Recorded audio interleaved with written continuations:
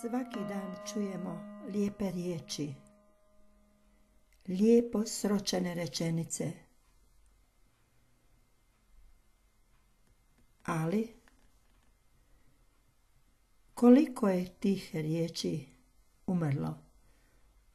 Koliko je lijepih rečenica samo izrečeno?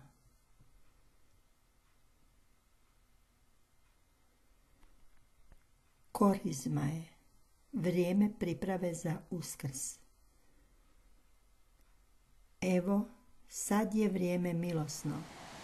Evo, sad je vrijeme spasa.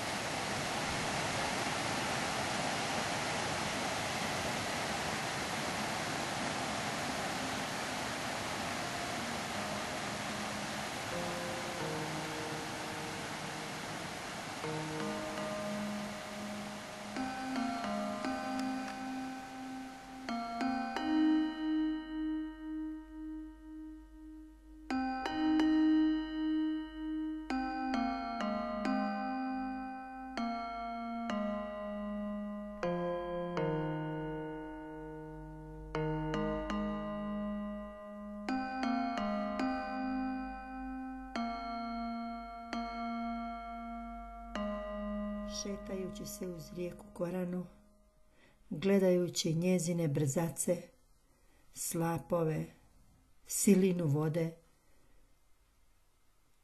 došla mi je misao iz pjesme Milost.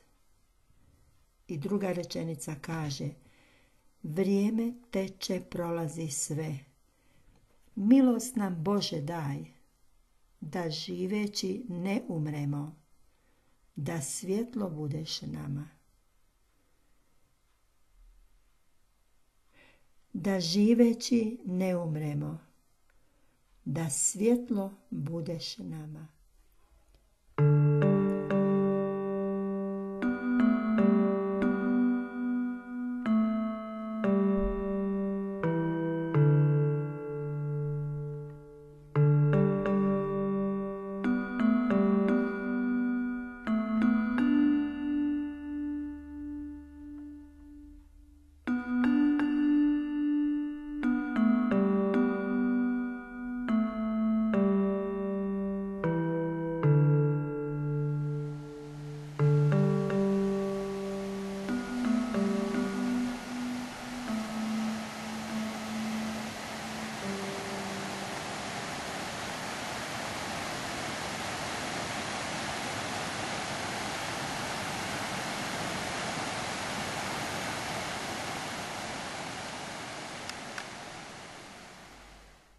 Možda uz ovu vodu ne paše sijač iz Matejeva evanđelja, poglavlje 11, ali u jednu ruku i da.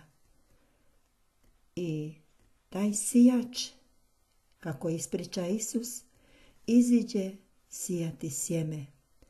I dok je sijao, nešto zrnja pade uz put.